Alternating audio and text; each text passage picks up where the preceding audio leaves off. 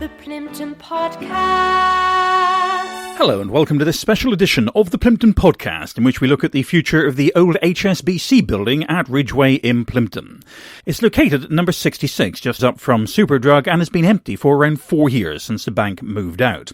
A Mr. Ibrahim Peak lodged an application with the planning department to bring the building back into use. His proposals included 2 new businesses, but unfortunately of a type of which there are already quite a volume in Ridgeway. The matter came before city planners at their July Planning Committee meeting, and Council Officer Peter Lambert outlined to members what was being proposed. So the site is 66 Ridgeway, and the proposal is a change of use and division of bank, Class A2, to a restaurant with kitchen extractor at the rear, Class A3, and barbershop hair salon, Class A1, including a new shop front. The site falls within the Plympton Ridgeway District Centre and forms part of the primary frontages, which I'll come to later on during the course of the presentation. To give a bit of history of the site, on the left you'll see a HSBC bank from 2009, the use class being A2 Financial and Professional Services. In 2017 there was an application for a change of use from the use class A2, the bank, to a mixed-use use class of A1 and A3, a coffee shop. That was granted conditionally. Moving on to the next slide. The image on the left in 2018 shows that the site is still empty, and it currently still is. The application from 2017 has since expired. It needed to have commenced within 3 years. That's since passed back in July of 2020. On the screen now, you'll see the existing plans and elevations of 66 Ridgeway. You'll see it's got a central front door, a window on the right, which is currently blocked up. And on the left there, it's got on the ground floor, a window with a space that's now blocked up where an ATM used to be. Once again, the proposal is from a change of use and division of bank, Class A2, to restaurant with kitchen extractor at rear, Class A3, and barbershop hair salon, Class A1, including the new shop front. The proposals include changing the front elevation and including some ventilation on the side elevation, and also placing a new door on the rear elevation. A key point is that there are 2 use classes going in or proposed to go into the building, the restaurant and the barbers, the Class A3 and A1 respectively. I should note that the first floor and second floor is proposed to be the staff room and store for the restaurant use, and the stairs accessing that first floor and second floor falls within the ground floor of the restaurant only. The barbers is the smaller unit on the right hand side there, and the proposal is to install a new front door. So there will be 2 entrances, one for the restaurant, one for the barbers. Moving on. External alterations to the building. You'll see on the left hand side the existing front elevation, on the right the proposed front elevation.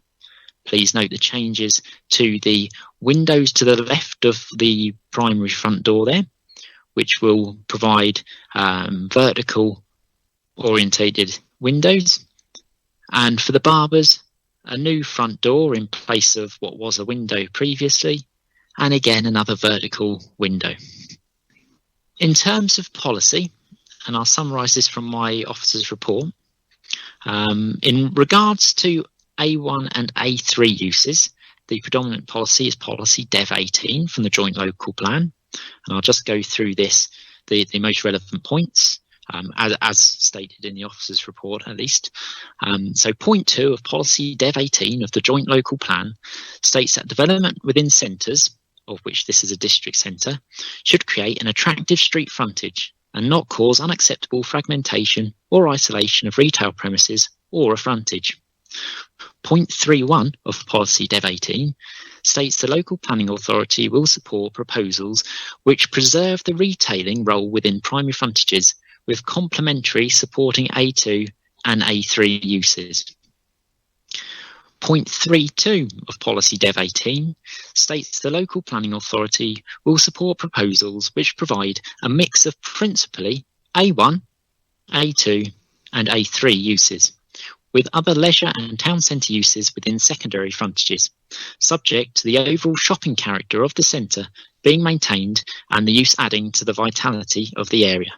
The review of city district and local centres in Plymouth for the joint local plan dated March 2017 identifies the site as being on a primary frontage, and within that report it states within the primary frontages the primary role of retailing will be preserved, with only complementary supporting A2 and A3 uses permitted and only limited other town centre uses.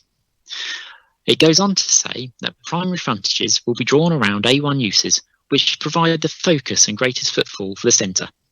Just to clarify, in terms of use classes, Class A1 overarching is shops. The use class A1 includes the retail sale of goods other than hot food, but also shops for hairdressing. In summary, the officer's opinion is that the proposal introduces an A1 use on a primary frontage in a district centre. I will state it's not retail, but it falls within the same use class, i.e. A1. The proposal introduces a supporting A3 use on a primary frontage in a district centre, i.e. the restaurant. It brings a building which has been vacant for 4+ years back into use, and the subdivision into 2 units creates 2 active frontages in the interests of vitality and viability of the town centre.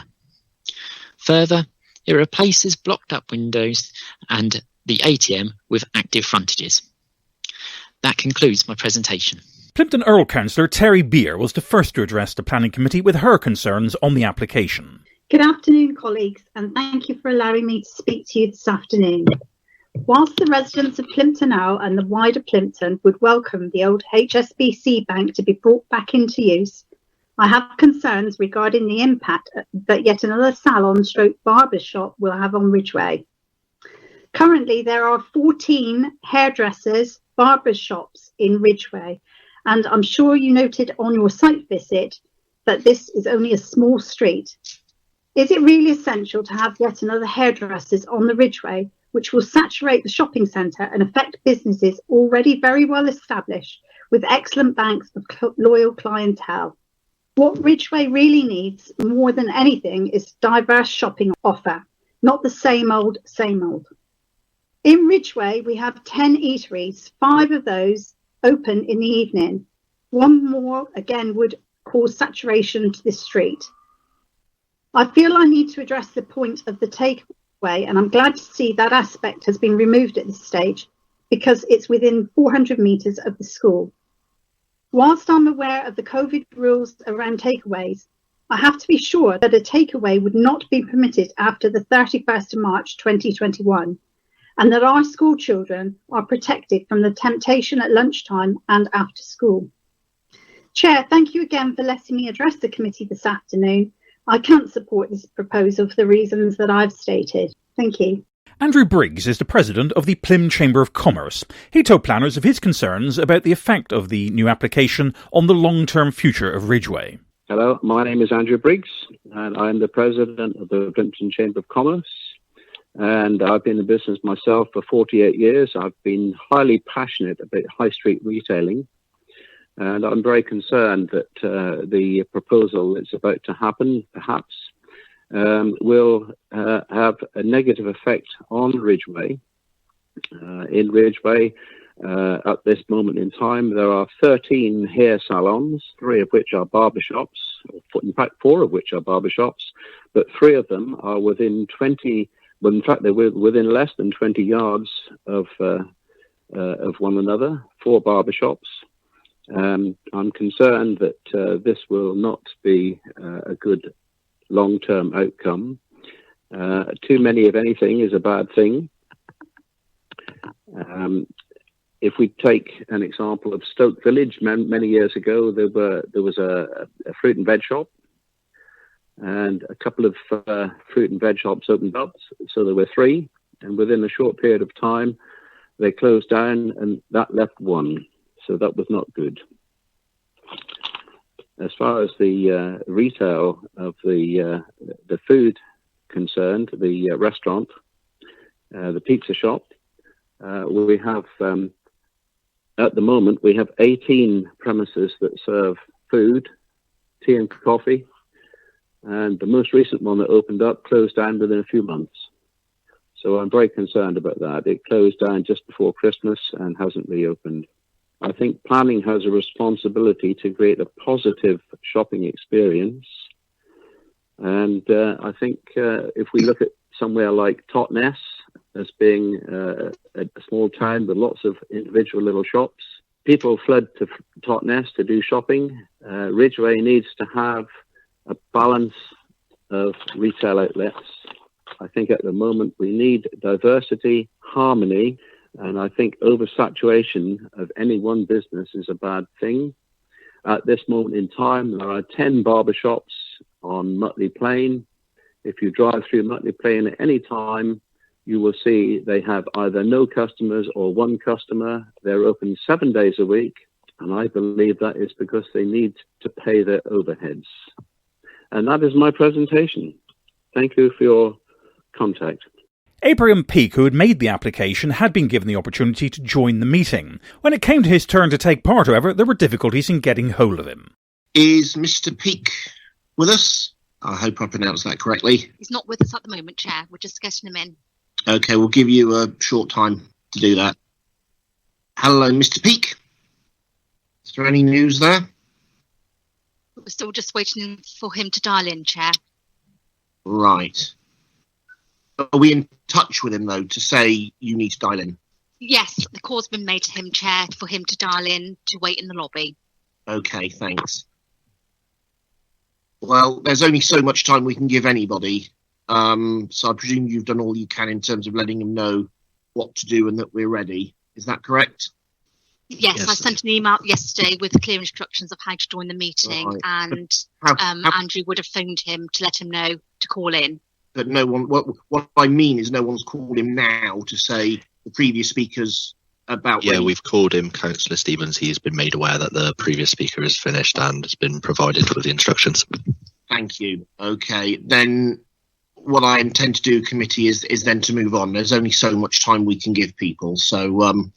If people are content, then I will now open it up to the committee. The first member of the committee to raise a question was the St Mary's Ward councillor Patrick Nicholson. He wanted to know what dialogue there had been with the applicant. I wanted to ask Mr Lambert, in terms of the report that's before us, there's not been any pre-application inquiry. And certainly listening to Councillor Beer and Mr Briggs for the Chamber of Commerce, there is concern about variety of opportunity for retailing in Plympton Ridgeway.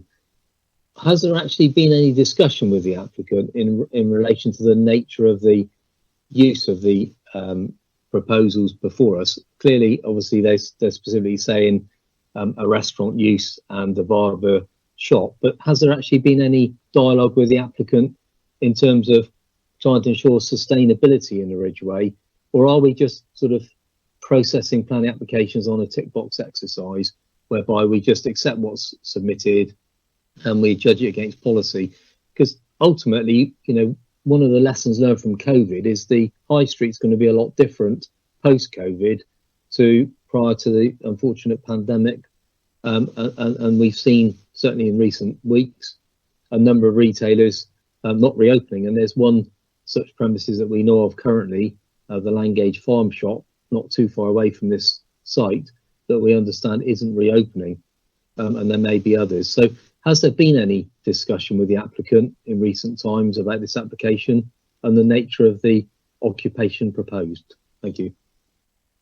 In answer to those questions, really it's beyond the remit of the planning department to question the use beyond the use class, really, in terms of and in answer to your question, no, I've not discussed with the applicant whether there are alternative proposals aside from, say, the restaurant as an A3 or the barbers as the A1, rather than, say, a shop for selling of retail goods as the A1 instead, for the reason that once we have the use established, it can interchange within that use however much it wishes. And I also can't help feeling that when an applicant presents a proposal, it's because it's their specialisation to use the building in that way. For example, one's business might be a pizza store, or one's business might be a barber's store, and to ask someone who specialises in barbers work to say offer a shop for retail goods, it would be beyond our remit. If I were to draw a comparison with, say, if we had an application in from a high street retailer and asked them to be a barber shop, it wouldn't be acceptable. So I don't think it would be the right course of negotiation. Of course, Do we actually know, Mr. Lambert, whether that's the case, that the applicant is a specialist in barber shops and running restaurants, or are you making a supposition? It's a bit different when you got Marks and Spencer's applying. It's a corporate entity, and we know effectively what we're going to get from Marks and Spencer's. I'm with the foggiest idea what the applicant, Mr. Peake, knows about running a barber shop or running a restaurant. And I'm more concerned about the sort of public service duty of a local authority in trying to help. This might be an inward investor into Plymouth, into Ridgeway, and I don't know what he might know about the market and the requirement to try, from a community perspective, to have a broad range of uses in Ridgeway. So I think we can speculate, but from a factual point of view, you've confirmed you've had no discussions. What you've just commented on, I presume, is a supposition. Do you know for a fact that Mr. Peake is an operator elsewhere of restaurants and barber shops? No. Aside from that's all you need to. Hang on, let's let one at a time. Peter was answering. It is a supposition. Yes, absolutely. The only kind of background knowledge of that is a previously refused application for a restaurant outside of a district centre, for the reason that it was outside of a district centre, but that involved hot food takeaway as well, I should say. So it's slightly different case, really. So it was a supposition on my part, yes. Yes, in terms of the facts, it's no conversations were had as to a different type of A1 use or but again, in terms of planning matters, we really are just assessing whether an A3 and an A1 use class is acceptable, rather than any subcategories that may be within those use classes. Fine. Thank you, Chuck. I may want to come back later on in the debate. Thanks. Yeah, I see Peter Ford wants to come in. I was going to ask the question, what if we were looking at this in reverse? Let's say, perhaps not go too highbrow as Patrick does with Marks and Spencer's, but let's say somebody came in with an A permission requested for a Class A1 use, telling us that they wanted some form of retail shop. If we granted that A1 use, would they then be able to turn around and say, well, A1 includes a hair salon, so we're now going to do a hair salon? I'm trying to find out what freedom granting A3 and A1 use for the relevant parts of the footprint here would give the applicant if they were successful. Just say, but basically, what the applicant's done is given us probably more information than he needed to in the application. So he could have made an application just for an A1 use and not specified exactly what A1 use was going to be used for. Obviously, there was an application also for shop front changes, so that is presumably the reason why a barber's shop was specified. But just to be clear, and Peter is very, very helpfully put up the A1 use class here. Any of those uses listed on that slide, this applicant could use that retail unit for. So it could be then changed to the display of goods. All those basics which are listed there. So does the planning authority have any control in limiting any of those? Can we pick and choose between A to I on the list there? Potentially, the committee can. I don't want words in Patrick's mouth, but let's say that we were happy with a travel agency, but we were unhappy with hairdressing. Where would we stand in trying to promote one of those or restrict one of those? Okay, yeah. In some cases, we can specifically restrict a use within that use class. It needs to be justified on planning grounds. So, for example, an out-of-centre use would affect the viability of a town centre. It could be explicitly excluded from that particular use. So you can do that, but there must be a justifiable planning reason for doing so. So it has to be very clear why the planning authority is exempting that. And just to be clear, that can't be because of competition. I.e., there's a lot more barber shops in the area, and therefore adds extra competition to the barber shop, because competition in itself is not a material planning consideration. Notwithstanding Mr Ford's advice, Plymstock councillor Mike Leaves still had some worries. Yes, Chair. I just think we've got to, as a council and a planning authority, we should be looking at the viability of the Ridgeway shopping centre, and to have another hairdressers in this place would be detrimental to not to the competition. I'm not worried about competition. You can have 20 there for competition-wise, but I think 14, 15 hairdressers in that little street is not going to do anything for the viability of that shopping centre. And I think as a planning authority, we should be looking at the viability of the shopping centre and bring more people into there, more different businesses, and not look at more hairdressers. So I would not support this. For Councillor Darren Winter, his issue was the planning authority's remit when it came to controlling retail competition. Yes, it's particularly distressing to have 14 hairdressers in one shopping area. Yeah, I think we've got to be very careful as a planning committee to be the sort of arbiter of sort of what acceptable is for a class, and this is what we are actually approving is the class issue. And start sort of arbitrarily saying, oh, you can have that class, but it can't be this and this or whatever. I think that is sort of a dangerous sort of precedent, which I don't think we should be going down, Chair. The next contribution came from the Council's legal advisor, Mark Lawrence, who wished to urge caution on the part of the committee in their deliberations. Councillor Bridgman and a number of others have said about the saturation point, but it's not enough to refuse that on those grounds. And we've got to be very, very careful. I think Peter will probably agree on this. If you were thinking of going down that road, we would need to think very carefully about how we would do that, because saturation is not really usage is to the forefront of our policy, and I don't think at the moment, from what I'm hearing, we haven't got really any reason to deviate from what the situation is as at present. Okay. We have to be very precise. I think if we were going to it's very difficult to say there can't be an A1 use per se, because that would be challengeable. Hey, Peter, you wanted to come back in? Yes, if I may, Chair. Yeah, if this is something which I need to make members aware of, and I'm raising it cautiously because it's not law at the moment.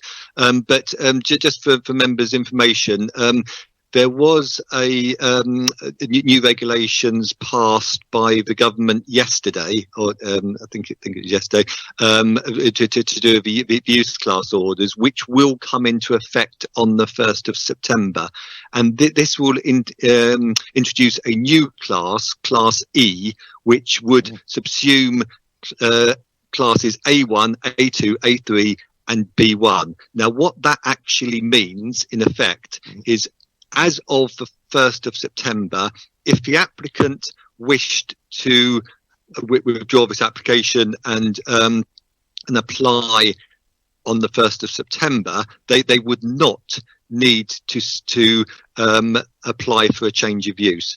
The change of use would be automatic because it's within the same use class. So all the applicant would be asking the planning authority to consider. It's the same as their A2 use they have today. Exactly. Yeah. So the A2 use, which it currently is within the new use class. Now, just be very, very clear to planning committee, because I want to be, just be completely open and transparent here. Is as of today, you can make that decision that the change to A1 is unacceptable, because that is the law as it stands today.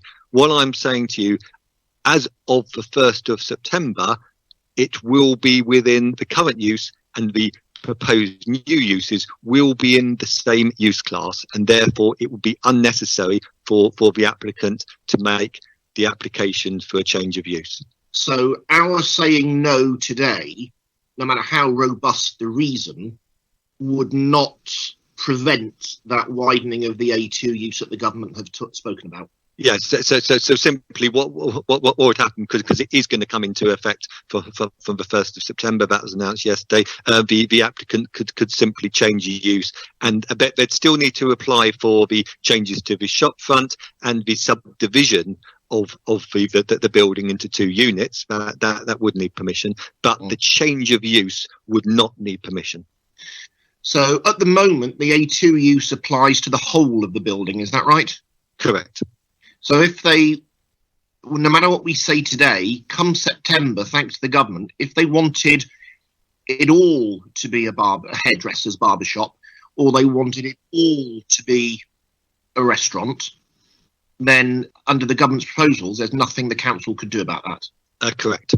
Planning Officer Peter Ford also wished to offer advice about the council's current planning policy. I think members just need to be aware, as Pete Lambert explained in the presentation, the site forms within the primary shop front of the Ridgeway, and our policy in this regard, which is Dev 18, specifically supports A1 uses on this site. So the planning committee would be going against policy, against the joint local plan policy, if you were to make that decision. Plympton councillor Patrick Nicholson had been listening carefully to what committee members had been saying, but felt a deferral of the application would be sensible. Yeah, thank you, Chair. I've obviously listened to the debate, and I'd like to go back to my original sort of contribution at the beginning around consultation with the applicant, because I think we have this wider duty to ensure, A, that the applicant doesn't waste his money on investing in a property that ultimately might be vacant. And we've got examples in your own ward, Chair, where the council thought it really good to have shops in Devonport in new developments that have never been occupied for the purposes they were built. So I think we do have a duty to try and have a dialogue. I welcome very much Mr. Ford's contribution in relation to the latest government changes that are going to be implemented in September. That's useful, Peter, to bring it to our attention.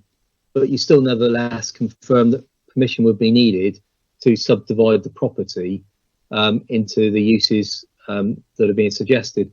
So I'd actually like to propose that there's actually a deferral for planning officers to engage with the applicant about the viability of their proposals and whether actually the use of the building divided in the manner it's being suggested is actually sustainable for the future, and whether, given the impact of COVID and the fact that this application has been in the department for quite some time, whether this configuration is the best long-term configuration and active street frontage that's suitable for Ridgeway.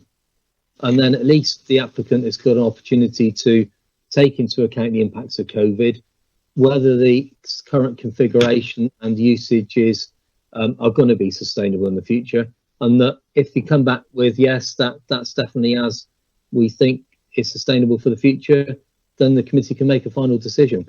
But I'm not sure we actually have had the dialogue with the applicant that perhaps we ought to have, just to make sure that it is the right development, A, for the applicant, but B, for Ridgeway, because the concerns members raise are very valid, and it might be actually post-COVID that a different use, so we get the same use class, but a different use within that class is preferable before we actually make a decision on this application. So I think that you can never say that dialogue is a waste of time. I actually think of the dialogue with the applicant, raising the concerns that members have raised in this meeting, would be advantageous in this case, and I'd like to propose that we defer the application for that purpose. Okay, Peter Lambert's been waiting there. Can I say to the officers first that if there's something within the debate that you need to respond to specifically, and I'll say this in front of all councillors, officers should feel free to chip in, and that goes for you especially, Mark, as our legal eyes on all of this. I don't want you, any officer, to think something's happened, but I'll wait for the 10 councillors who've shown to speak first. Peter Lambert. Thank you, Chair. In which case, I'll just provide some answers to both Councillor Bridgman and Councillor Nicholson there. In terms of Councillor Bridgman's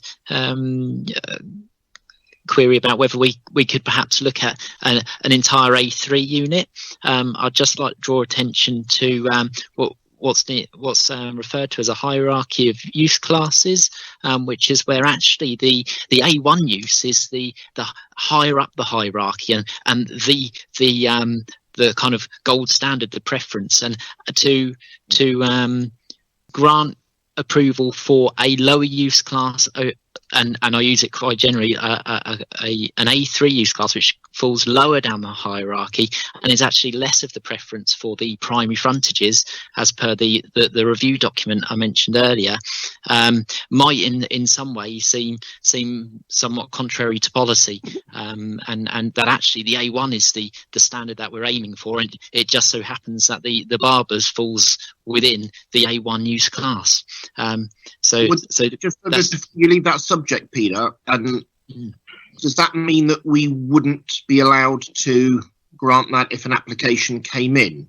I understand what you're saying, but it does seem, although we can't do it based on the application that's before us today, for the reasons Peter Ford's explained to Maddie, in terms of we can't pick and choose between bits that we like and bits that we don't like. Presumably, if an alternative application came in for wholly A3 use, there wouldn't be anything to stop us granting that purely based on the hierarchy. No, aside from, and I not necessarily a refusal reason, but aside from that, the A3 is stated in policy Dev 18 as a supporting use to the A1, and in this proposal we've got an A1 with the supporting A3, further indicating it's policy compliant. But in answer to your question, Chair, no, the policy wouldn't necessarily restrict the granting of the entire A3. It's just that policy really does promote A1 above A3, generally speaking. Okay, thanks.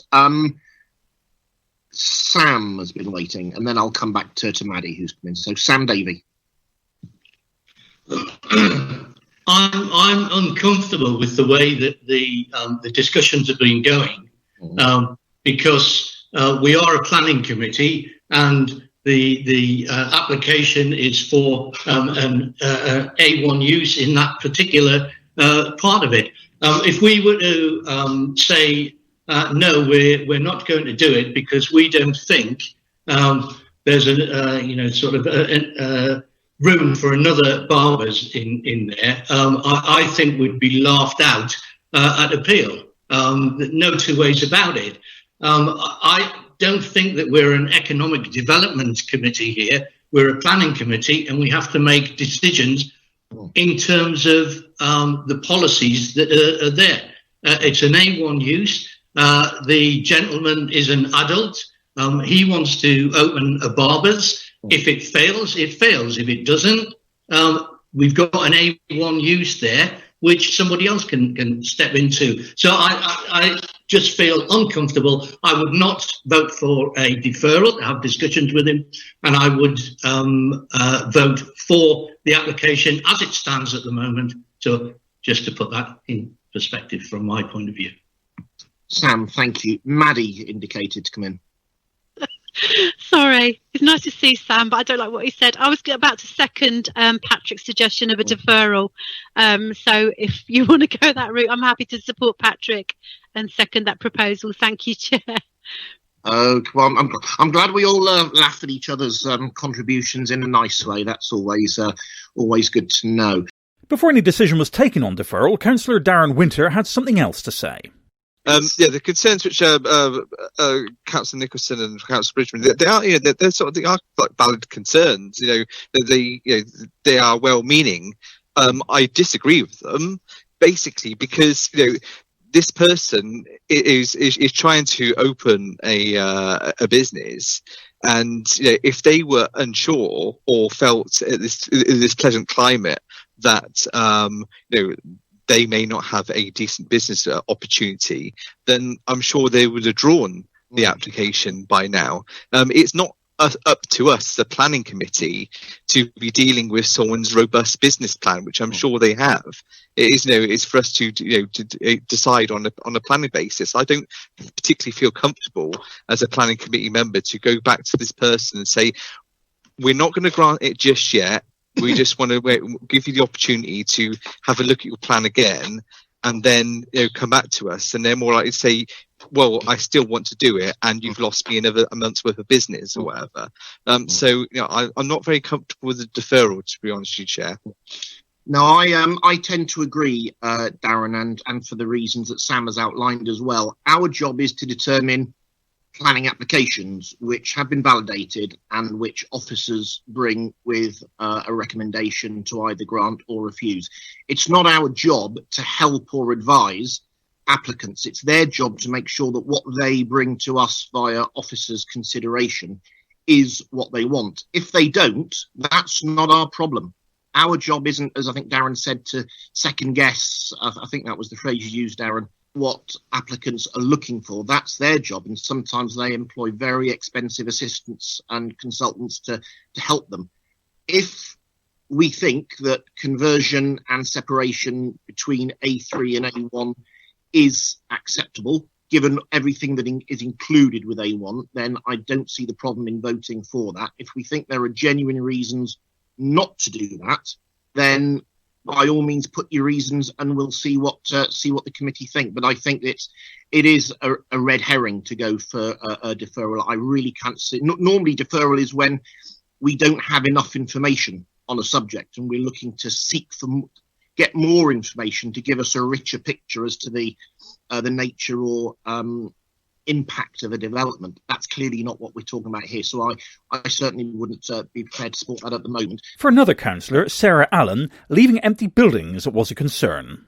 I completely understand concerns about saturation of particular types of businesses. At the same time, I think what's more detrimental to a high street is when you have empty properties that aren't being used. So for that reason, I don't think there's justification for a deferral. I think Darren made that case really well. And my concern is more that an empty property is more detrimental than too many of the same types of business on a high street.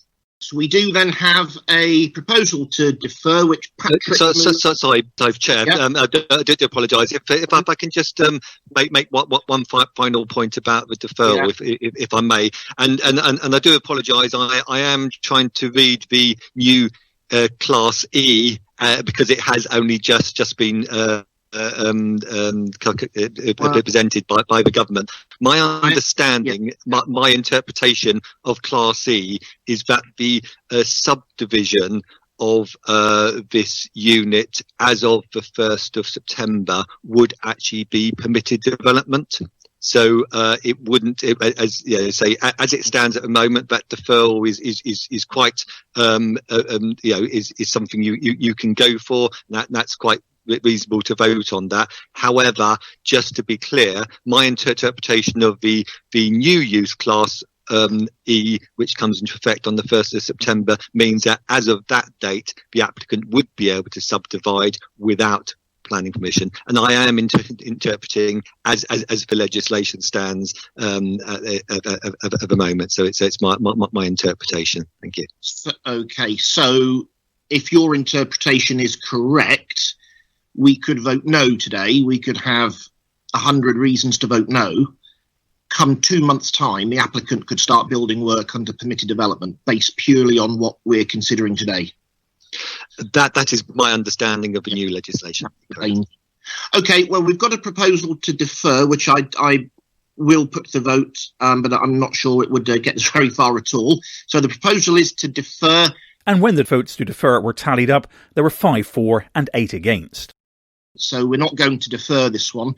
So I think we have given the issues a good chug round, and the overriding concern for me is one that Sarah made just at the end of her contribution, in terms of getting a shop or a location that's been out of use for so long. Nothing will bring a little bit of vitality and footfall back to that part of the Ridgeway than getting, in this case, 2 uses back into that building.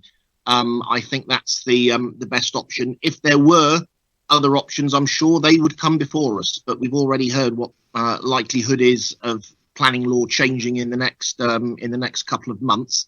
Whether we like that or not, that's a reality that we have to face, and I think that we only have to look at what's proposed here. Is A3 and A1, to the extent we're talking about on the plans, unacceptable? I don't think they are. It's not up to us to either undercut or defend alternative businesses. That's not our role. That really isn't our role. Once we start saying we want to protect commercial enterprise A against commercial enterprise B, I think we're on a slippery slope, and I wouldn't like to get us into that legal territory. I'm happy to support the recommendation on the front of the report today, so that's where we are. So we'll move to the recommendation itself then, and votes from Tina Toohey. 4. Sarah Allen. 4. Maddie Bridgman. Against. Margaret Corvid. 4. Sam Davey. Paging Sam Davey. We'll come back to Sam in that case because the IT may not be there. Mike Leaves. Against. Patrick Nicholson. Against. Vivian Pengelly. Against. Rebecca Smith. 4. Brian Vincent. 4. Kathy Watkin. 4. Darren Winter. 4. I will vote 4. Is Sam with us? We need your vote on the recommendation. I'm for the substantial. I do apologise, my router went down, but I'm glad I got back for this one. We've all used that one in our time, don't worry. I'm going to declare there are 9-4. That one is carried, so that's agreed. And so the old HSBC building gets its consent to A1 and A3 use, and that will include a restaurant and a barber's. And the applicant now will have 3 years to bring those proposals to fruition.